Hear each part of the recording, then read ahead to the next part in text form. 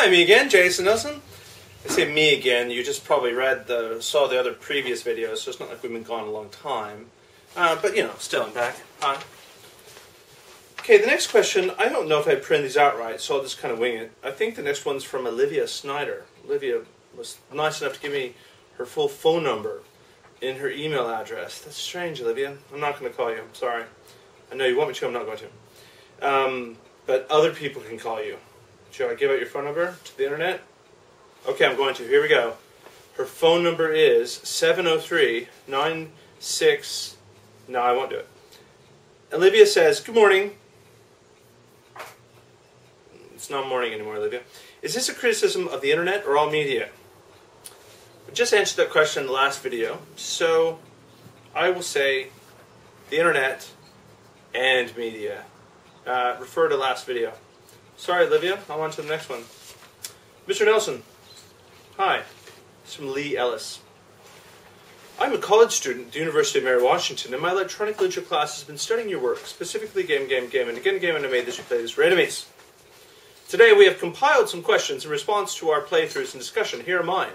Very detailed. You know, full sentences, referred me to Mr., which is weird, but I like it. Good for you. Sorry. How difficult was it to create a game that seemed so DIY, do-it-yourself, and messy? The average person would think the program slapped together on the fly. What games or art did you look at for inspiration for game, and again, game? And in your opinion, how are game, and different? Many people are very similar. How would you explain the difference? I hope to hear back. Thank you so much for your fascinating work, etc. Very good questions, Lee. First, let me address the first one about the messy do-it-yourself. That was really quite intentional. If you look at my website, secrettechnology.com, a lot of my work does look very polished.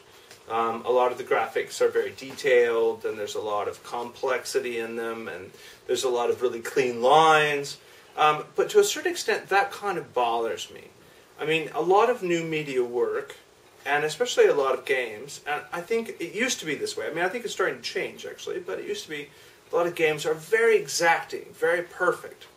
And that was for a reason, obviously. They're corporate, a lot of them at least, before this sort of explosion of independent games, a lot of them were corporate products.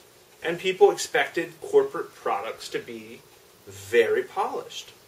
And I kind of hate that. I mean, if you look at the rest of the art world, it's not filled with that. You look at painters, you look at sculptors, you look at video artists, you look at 3D artists, you look at writers.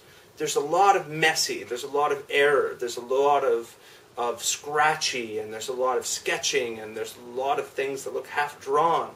And that's all done for a specific purpose, depending on the project. And so I was really quite interested in that. I was quite interested in exploring a very hand-drawn, very messy, almost childlike interface. Something that would just sort of almost shock you with the fact that it's inside of a game interface. And so I think people are confused by that. They see it's a fairly, complex set of interactions happening in a game environment. They see obviously there is something interesting and hopefully intelligent in the text, and yet a lot of the drawings are crazy and hand-drawn and messy. And so there's a whole bunch of different conflicts in there that happen at once. Some people love that messy look, and I've gotten a lot of compliments from that. Galleries have seemed to love it. And some people obviously are quite turned off by it. A great thing about a game like this is that you can't control your audience. I mean, it's just released onto the internet. Even if I wanted to, I couldn't pull all the copies away from the hundreds or thousands of websites that contain it. And so people never know they're experiencing an artwork necessarily. They just click on a link. And so, it's fascinating. Next question is, what games or art did you look at for inspiration for both of these? Oh, I've always played games, whether it's console games, PC games, the few Mac games that are available, even, things like your iPod or iPod Touch games, that kind of stuff. I don't know that I look for a lot of games for inspiration for this. Clearly, I'm a big fan of early Atari and early Nintendo, so I did actually, before I made it, I went and got some emulators.